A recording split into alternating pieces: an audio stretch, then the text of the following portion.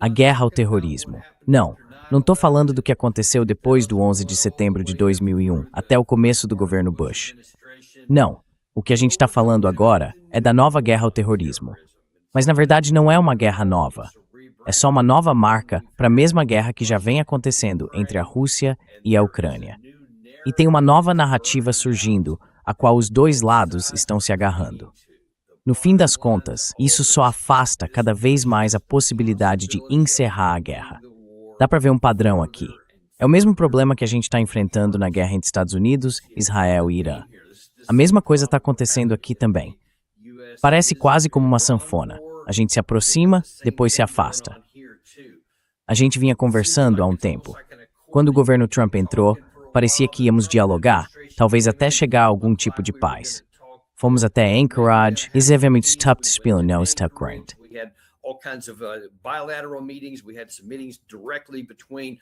A gente teve algumas reuniões diretas entre a Ucrânia e a Rússia durante o ano de 2025. Parecia que estávamos chegando mais perto de um acordo, mas depois tudo começou a se afastar de novo. Nada parecia funcionar. Depois disso, entrou meio que no modo de ignorar. Ninguém mais prestava atenção. Aí o Trump acabou se distraindo com outras coisas. Primeiro com a Venezuela, depois com o Irã, pela segunda vez. E agora ele meio que jogou a toalha. Tanto faz, estamos do lado da Ucrânia agora. Aí a gente vê uma escalada. Primeiro foi no setor de energia, os dois lados atacando a infraestrutura energética um do outro, causando ainda mais problemas. E claro, os combates na linha de frente continuaram. Agora temos essa disputa de narrativas dizendo que os bombardeios estão ainda piores do que se imaginava, e cada lado acusa o outro de atacar alvos civis de propósito. E todo mundo está repercutindo isso.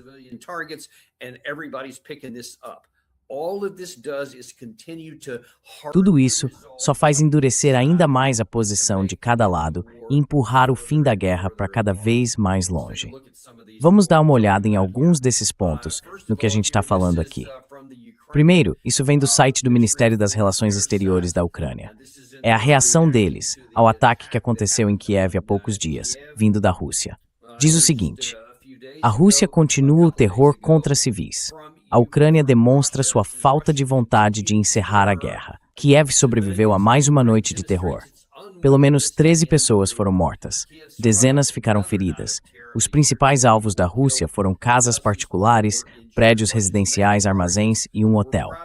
Agora dá para ver ali, olha só, tá bem ali na imagem.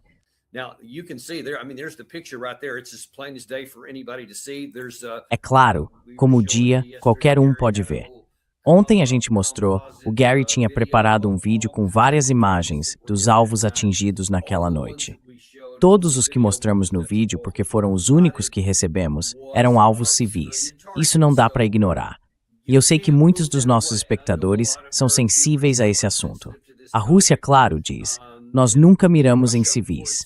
Às vezes eles afirmam que foi um míssil de defesa aérea que atingiu o local. Outras vezes dizem, na verdade, sim, miramos naquele alvo civil, porque a Ucrânia estava usando o espaço para fins militares.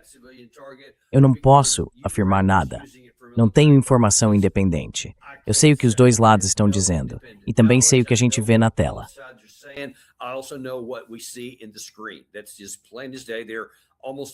Isso é claro como o dia. Quase todos esses alvos eram civis.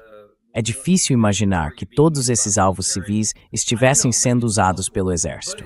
Eu não sei, talvez seja possível, mas no fim das contas, isso quase não importa. O que importa é o que as pessoas pensam. Importa o que o lado ucraniano pensa sobre o que acontece quando eles são atingidos. E importa o que o lado russo pensa quando o lado deles é atingido. Porque quando começam a falar dos russos, de Starobilsk, de outros casos recentes, um ônibus de um time esportivo vindo de Belarus que foi atingido, e vários outros, alguns aqui em Moscou recentemente. Uma criança morreu em um dos ataques feitos pelo lado ucraniano. Todo mundo afirma que foi um ataque intencional contra civis e que o outro lado não tem moral nenhuma. E olha, A gente não pode descartar a possibilidade de que existam, sim, alguns elementos de cada lado fazendo esse tipo de coisa.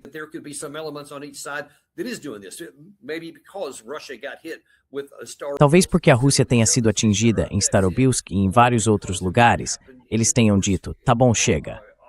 Ou talvez por causa do que aconteceu na região de Kursk, por exemplo, em 2024, 2025. Houve muitas vítimas civis ali. Muitas alegações de que o lado ucraniano cometeu atrocidades graves. E a Rússia diz que vai se vingar disso também. Toda vez que a Rússia ataca alguma coisa, não importa o que seja, por exemplo, aquele prédio que você está vendo, digamos que houvesse alguns militares lá dentro. Mesmo assim, você não pode destruir um prédio inteiro. É preciso respeitar a lei da proporcionalidade e não matar um monte de civis que estão ali só porque também havia alguns militares no local.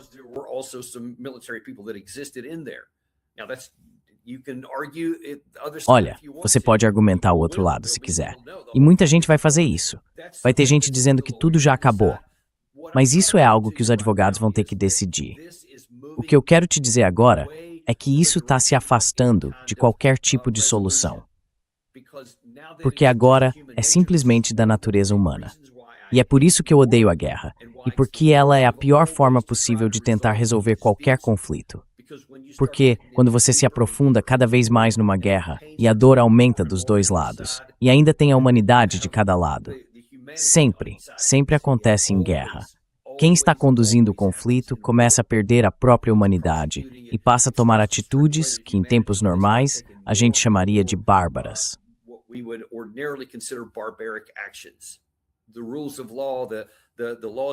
As regras do direito, as leis da guerra em terra, são ótimas no papel, e eu sou um grande defensor delas. Mas elas só funcionam de verdade quando cada lado está disposto a fiscalizar a si mesmo. E dá para ver com que frequência isso realmente acontece. E quando essas coisas continuam acontecendo, não importa o motivo, mesmo que tenha sido um dano colateral legítimo ou um ataque intencional, de qualquer forma, sempre que um civil é morto do seu lado da guerra, você vai querer justiça, vai querer vingança. E é isso que está acontecendo agora. De repente, o número de civis mortos dos dois lados está subindo. Por qualquer meio, por qualquer razão, está acontecendo. E em vez de alguém intervir e dizer, precisamos controlar isso agora, tem gente demais jogando mais lenha na fogueira.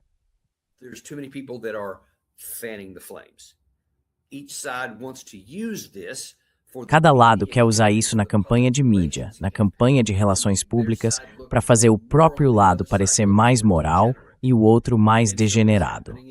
E isso está acontecendo nos dois sentidos. E claro, tudo depende de onde você se posiciona quando essa mensagem chega até você. Se você está do lado europeu ou do lado americano, não precisa pensar muito para saber para onde isso vai.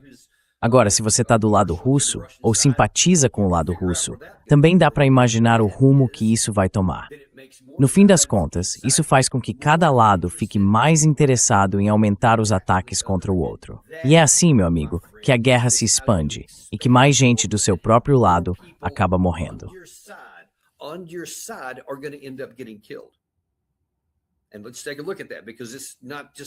Vamos dar uma olhada nisso, porque não é só uma hipótese minha. São informações diretas que a gente tem. Então aqui está. Esse é o Lord Bebo. Ele é, como talvez você saiba, um ex-contador, claramente pró-Rússia.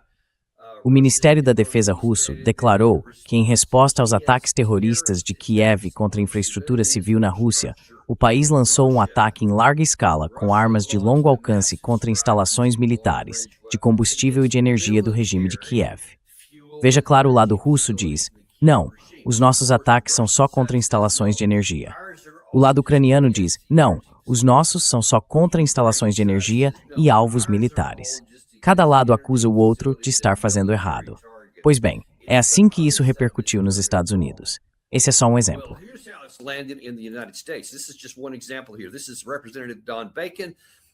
Esse é o deputado Don Bacon, que diz o seguinte: primeiro, a Rússia está perdendo a guerra e a economia do país está desmoronando.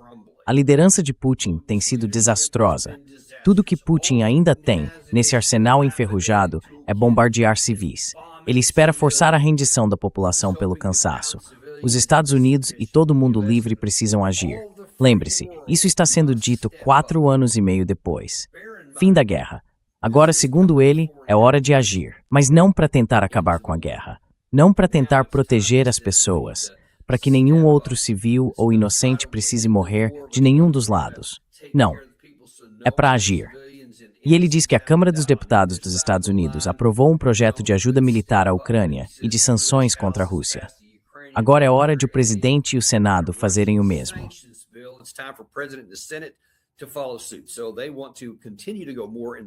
Então eles querem continuar se alinhando mais com o lado da Ucrânia e dizem, vamos fazer ainda mais por isso.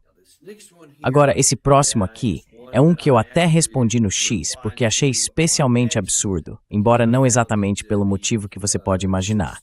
É uma postagem do ex-primeiro-ministro britânico Boris Johnson. Ele escreve, Putin responde aos ataques bem-sucedidos da Ucrânia contra depósitos de petróleo russos, ou seja, alvos militares legítimos, atacando civis inocentes em Kiev e assassinando mulheres e crianças. Ou seja, ele está reforçando toda aquela narrativa de terrorismo. Diz que o presidente russo vai perder essa guerra repugnante. E aí você vê esse tema aparecendo de novo. Daqui a pouco ele vai surgir em outro lugar também. Uma guerra que, segundo ele, nunca deveria ter começado.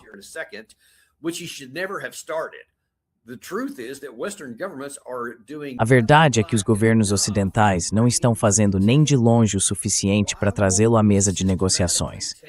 Por que a gente não elimina de forma sistemática a chamada frota sombra? Por que não entregamos aos ucranianos centenas de bilhões em ativos congelados? E por que diabos o Reino Unido, logo o Reino Unido, está agora comprando combustível de aviação russo, mesmo que tenha sido refinado em outros países, num tipo de brecha aberta recentemente por Starmer? Isso significa que dinheiro britânico está ajudando a manter os ucranianos. Quer dizer, a financiar a máquina de guerra de Putin. É uma vergonha total. E se o Starmer quer deixar um legado, ele devia acabar com essa prática agora. Engraçado que ele não tomou essa atitude quando era primeiro-ministro. Curioso isso. Ele nem mencionou. Mas olha, o ponto mais importante aqui é o seguinte. Ele está dizendo que toda a responsabilidade é do lado russo.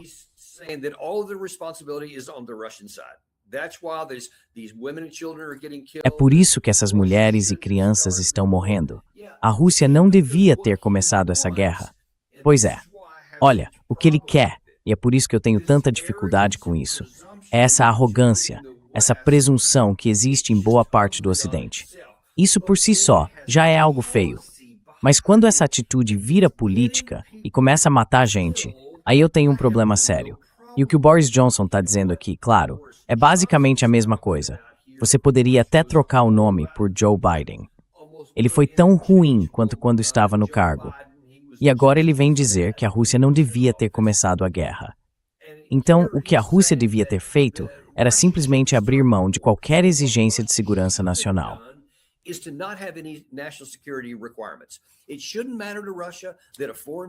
Não deveria importar para a Rússia que um exército estrangeiro, um bloco militar com 32 países, fosse chegar bem na sua fronteira e ainda se expandir ali, mais até do que no caso dos Bálticos. Agora, como eu já disse, os Bálticos foram um grande problema para a Rússia. Mas do ponto de vista militar, pela geografia e pelo tipo de terreno, não representam uma ameaça tão grande. É algo que eles conseguem lidar. Na verdade, é algo relativamente fácil de conter, até com forças convencionais. Mas a Ucrânia, e especialmente porque a Ucrânia e a Geórgia são uma planície que leva direto ao coração de Moscou, isso a Rússia jamais aceitaria. A gente sabia disso. Sabíamos disso lá em 2008, quando falamos pela primeira vez, e mesmo assim ignoramos tudo isso.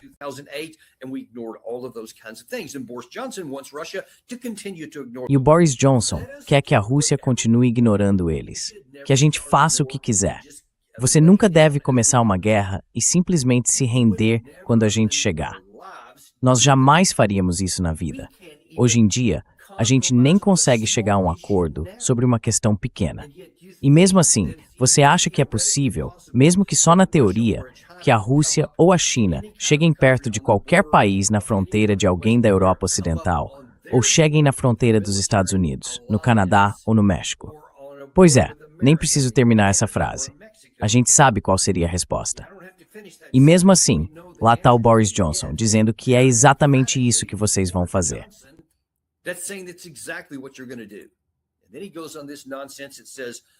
E aí ele continua com esse absurdo. Ele diz, vocês vão perder. E já se passaram 4 anos e meio desde o começo dessa guerra.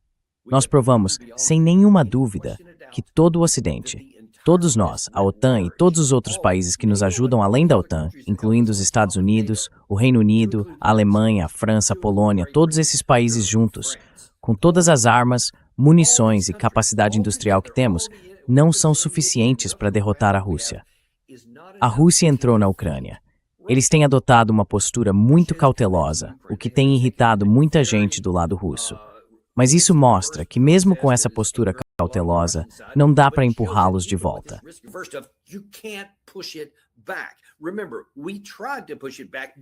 Lembra que a gente tentou empurrar eles de volta, antes de estarem tão fortes em 2023, e literalmente quebrou os dentes já no primeiro de 5 cinturões defensivos.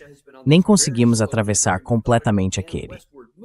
Desde então, a Rússia vem numa ofensiva muito lenta, mas bem metódica, avançando em direção ao oeste.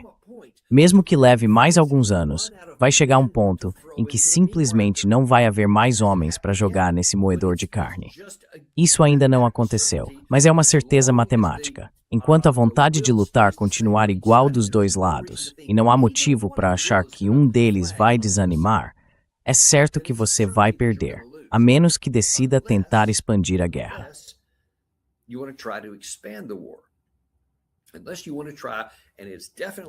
A menos que você queira tentar, e é claramente o desejo de Zelensky, trazer o Ocidente para dentro da guerra, fisicamente dentro da guerra. Não só com apoio, não só com munição, não só com capacidade de defesa, mas com tropas. É isso que ele quer.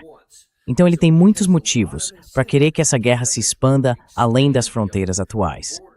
Dá para se perguntar se era isso que ele quis dizer quando, diante de parte dos destroços depois do ataque de 2 de julho, ele afirmou que ainda acha que vão vencer. Senhor presidente, o senhor diria que a Ucrânia está vencendo essa guerra? Mr. President, would you say that Ukraine is winning this war?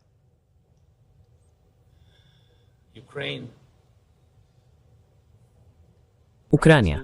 A Rússia está perdendo. Os ucranianos vão vencer essa guerra, tenho certeza. Mas vencer é uma questão muito difícil. Se a pergunta for lutar por muitos anos para vencer, ou parar essa guerra amanhã, todo o nosso povo, eu também, claro, escolheríamos parar a guerra. É por isso que estamos pedindo aos nossos parceiros para aumentarem a pressão sobre o Putin, que parem essa guerra, porque ele não está vencendo, ele está perdendo. No fim das contas, ele vai perder tudo. Então, de certo modo, isso também é do interesse dele. Mas entre nós eu não estou pensando no interesse dele. Tá certo.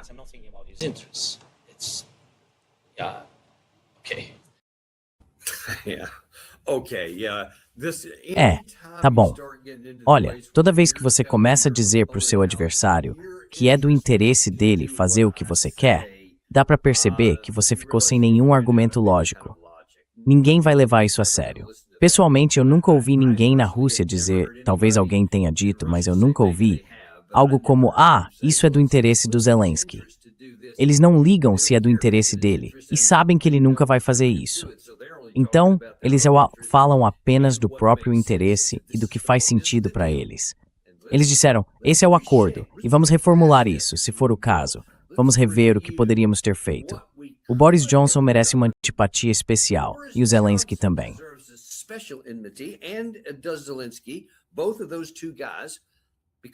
Os dois caras, porque como a gente já comentou várias vezes aqui, existia um acordo. Primeiro, volta para os acordos de Minsk. Tinha um acordo na mesa que teria evitado completamente a guerra, e nós escolhemos não cumprir. Depois, em dezembro de 2021, também, antes da guerra começar, havia outro acordo na mesa. Esse acordo teria impedido a guerra e permitido que a Ucrânia continuasse controlando tudo dentro das suas fronteiras, com exceção da Crimeia. A Crimeia já tinha sido perdida desde 2014 e nunca mais voltaria. Mas esse acordo incluía o Donbass. Entende o que eu estou dizendo? Ainda incluía o Donbass.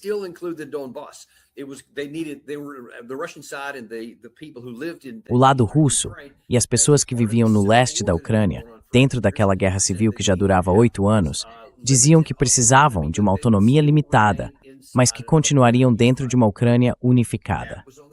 Isso estava em discussão em dezembro de 2021. A gente jogou isso no lixo. E aí veio Boris Johnson, o pior de todos, junto com o Joe Biden, porque os dois têm muita responsabilidade nisso. Havia um acordo na mesa e os russos disseram de novo que aceitariam, acho que naquele caso, no Acordo de Istambul, em abril de 2022. O acordo previa que as tropas russas se retirariam. Ainda haveria autonomia e talvez até independência para as regiões de Luhansk e Donetsk. Mas o resto, as tropas russas deixariam o país se conseguissem chegar a um acordo.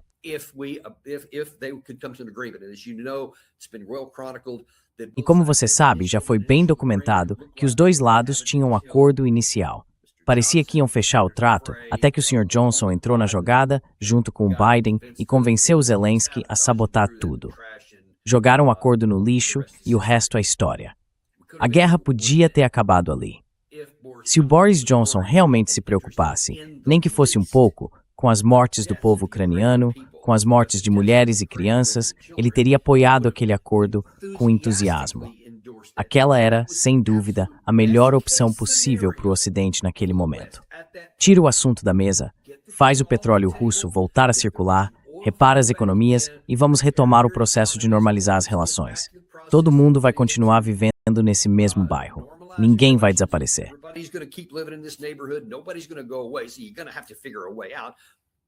Então vocês vão ter que encontrar uma saída. O caminho de menor custo teria sido aquele. Mas a gente jogou isso no lixo. E agora o Boris Johnson tem a audácia de aparecer de novo e recomendar, defender algo que vai destruir completamente a Europa. Até agora, o mundo ocidental já saiu prejudicado. O país dele também foi afetado economicamente. A Alemanha, principalmente, a França e, na verdade, muitos outros países, por causa da perda da energia russa barata que eles vinham aproveitando até então. E agora ele quer dizer, vamos fazer mais, vamos avançar mais, vamos atacar mais. E olha, do lado russo, nada disso passa despercebido. Eles também estão vendo tudo isso. Tem gente do lado russo dizendo a mesma coisa. Aqui está a Maria Zakharova se referindo ao lado ucraniano nesse mesmo contexto.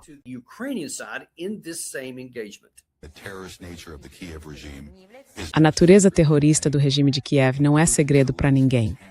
Nem mesmo para os mentores e patrocinadores de Zelensky em Londres, Paris, Bruxelas e outras capitais ocidentais. Repetidas vezes, e na verdade todos os dias, apresentamos fatos concretos mostrando exemplos do regime de Zelensky usando métodos terroristas. Isso inclui o bombardeio de bairros residenciais, praias turísticas e parquinhos infantis. Também mostramos exemplos de operações de sabotagem e assassinatos políticos realizados no território do nosso país. Estamos falando de Starobelsk, do assassinato de estudantes universitários naquela cidade.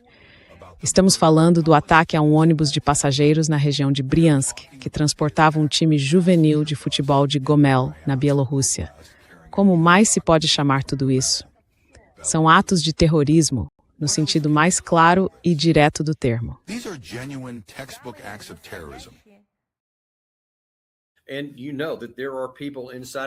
E você sabe que tem gente dentro da Rússia, a gente já mostrou alguns aqui no programa, já mencionou outros, que estão dizendo que estão de saco cheio disso tudo. Eles ouvem coisas como o que disse o Boris Johnson, ou agora o que o Zelensky está dizendo. Ouvem também declarações do secretário de Estado Marco Rubio, dizendo que escolhemos um lado. E eles respondem, tudo bem, vocês escolheram um lado, escolheram um caminho. A gente também vai escolher o nosso. Eles dizem, nós estamos do nosso lado e chegou a hora de escalar a guerra. O Boris Johnson diz que é preciso fazer mais. O lado russo vê que do lado ocidental não é só conversa. Estão aumentando os orçamentos de defesa e já se fala até na possibilidade de uma guerra com a Rússia em 2 ou 3 anos.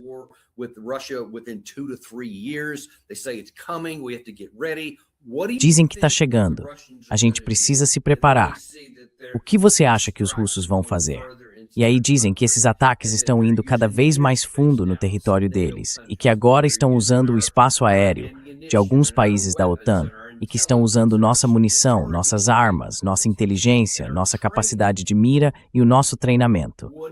O que você acha que os russos vão fazer? Parece que ainda existe essa ideia estranha de que ainda é 1994 ou 92, quando a União Soviética desmoronou, que a gente ainda manda em tudo, que pode fazer o que quiser e que ninguém vai fazer nada a respeito.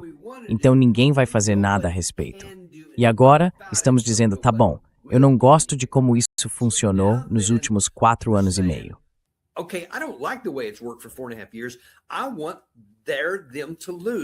Eu quero que eles percam, os russos. Então eu vou simplesmente dizer que eles vão perder. A gente vai falar de forma mais dura com eles e vai continuar fazendo coisas do outro lado da fronteira. Vamos continuar ajudando o lado da Ucrânia. Vamos continuar prejudicando o lado russo. E sei lá, em algum momento eles vão se cansar disso. Provavelmente, como a gente se cansou da guerra do Vietnã, como se cansou da guerra do Afeganistão, eles vão acabar se cansando. Vai ficar tudo bem. E, aliás, a gente não precisa se preocupar com nenhum tipo de ataque no nosso território. Nada vindo da Rússia contra a gente. Isso vai acontecer só na Ucrânia e na Ucrânia. Para ser sincero, a gente não tá nem aí pro povo ucraniano. Eles são só uma ferramenta útil pra gente prejudicar a Rússia.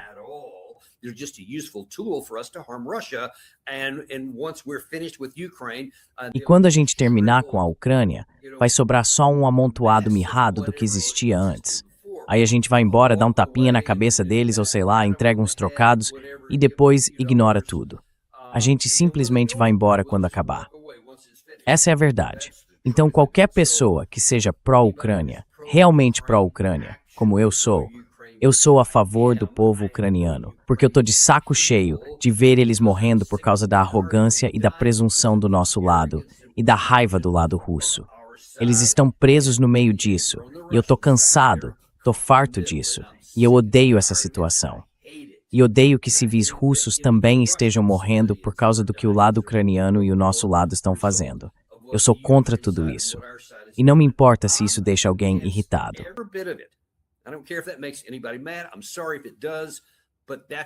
Desculpa se isso incomoda, mas são essas pessoas que me importam. Eu me importo com quem não tem poder para fazer nada, de nenhum dos lados dessa linha. E tudo isso precisa acabar. Enquanto isso, tem essas elites brigando, fazendo todo tipo de coisa. Agora, vou ser sincero também. Eu coloco a maior parte da responsabilidade e da culpa do nosso lado, porque foi aí que tudo começou, com a expansão da OTAN, ignorando todos os limites que a Rússia deixou bem claros. A gente continuou achando que esses limites nem existiam. E, aliás, para quem no Ocidente ainda diz que não existem linhas vermelhas da Rússia, poxa, olha para essa guerra. Você não acha que foi uma linha vermelha quando dissemos que íamos levar a OTAN para dentro da Ucrânia e eles responderam com uma invasão ao país?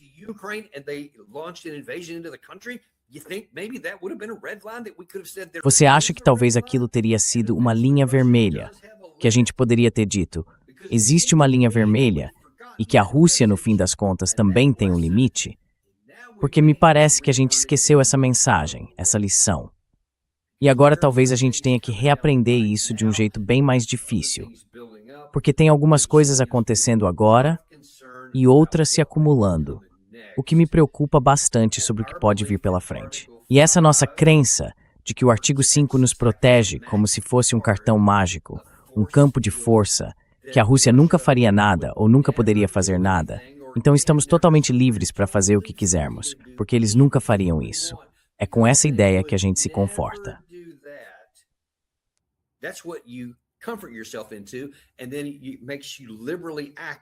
E aí isso faz com que você literalmente haja de um jeito que vai contra o lado russo, achando que, de alguma forma, aquela última linha vermelha que foi criada e ultrapassada em 2022 não tem paralelo com o que está acontecendo hoje.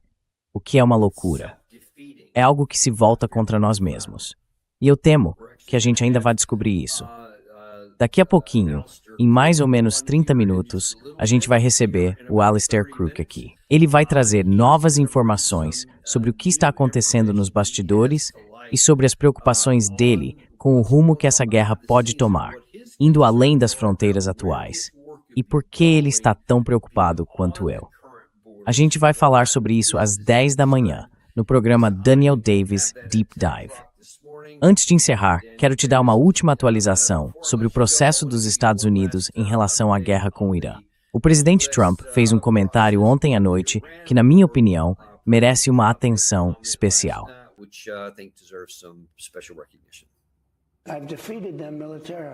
Eu derrotei eles militarmente. Estão totalmente derrotados do ponto de vista militar. Ainda tem alguns mísseis sobrando. A gente poderia acabar com eles também. E eu ataquei 3 vezes na semana passada, com força, porque eles mandaram um drone contra um navio. Eu ataquei. E estamos negociando. Vamos ver se... Eu acho que eles já concordaram com praticamente tudo que a gente precisa.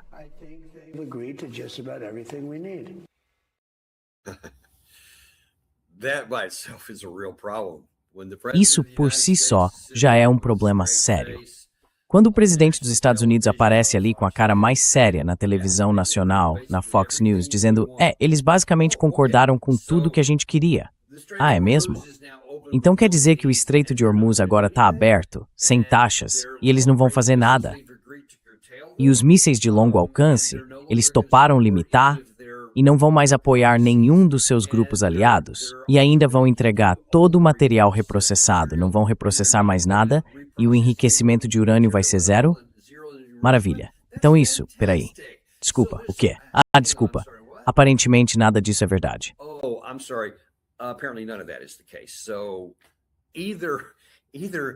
Então, ou ele está delirando, ou está mentindo, ou mudou o que está pedindo.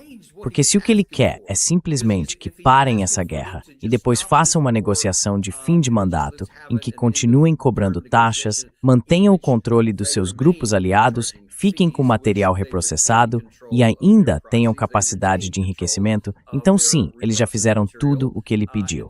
É um grande ganha-ganha. Acho que você sabe a resposta para isso. Então, não dá para dizer que é algo muito otimista. E aliás, acho que foi ontem à noite, ou bem cedo hoje, os iranianos fizeram o funeral do líder supremo, Ali Khamenei, que a gente assassinou no primeiro dia. Foi um dia muito emocional para o lado iraniano.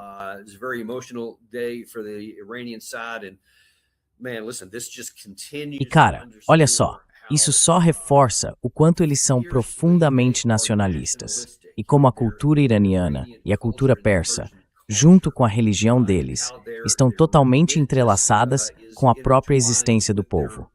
A ideia de que eles vão prestar homenagem a ele e, depois disso, aceitar aquelas 5 exigências do Trump que eu acabei de mencionar, é bem improvável. Então, se a gente acha que isso vai acabar logo, do jeito que o presidente Trump quer, muita gente vai acabar se decepcionando. A gente só pode torcer para que o presidente Trump faça aquele movimento de simplesmente se afastar, porque é exatamente isso que a gente precisa fazer. E se ele quiser dizer algo como eles fizeram tudo o que queriam fazer, não olhem muito de perto, confiem em mim nisso, e assinar alguma coisa, ou nem assinar nada, ele não precisa fazer isso.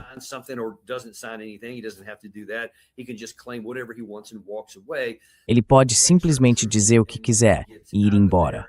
Retirar nossas tropas e sair de lá, eliminando o risco de a gente se envolver mais, para que o Golfo Pérsico possa realmente ficar aberto a todo o comércio que entra e sai. Ainda vai levar alguns meses para chegar a esse ponto, mas pelo menos existe uma chance de isso acontecer. E que a gente viva para lutar outro dia, sem piorar a nossa situação. Isso seria ótimo. Eu adoraria ver isso acontecer. Mas, sinceramente, não tenho muita esperança, considerando tudo que a gente vem discutindo aqui nos últimos meses. É onde estamos agora, e podemos continuar tendo esperança. Agradeço a todos vocês. Daqui a mais ou menos 30 minutos, fiquem ligados. Não dá para perder o Alistair Crook, sempre um dos melhores momentos da semana. Espero ver vocês lá no Daniel Davis Deep Dive. Sabe, a gente não tem patrocinadores porque odeia ficar te bombardeando com anúncios. Eu não gosto deles. Então, mostra um pouco de carinho também. Se inscreve, curte e manda isso para alguém de quem você gosta.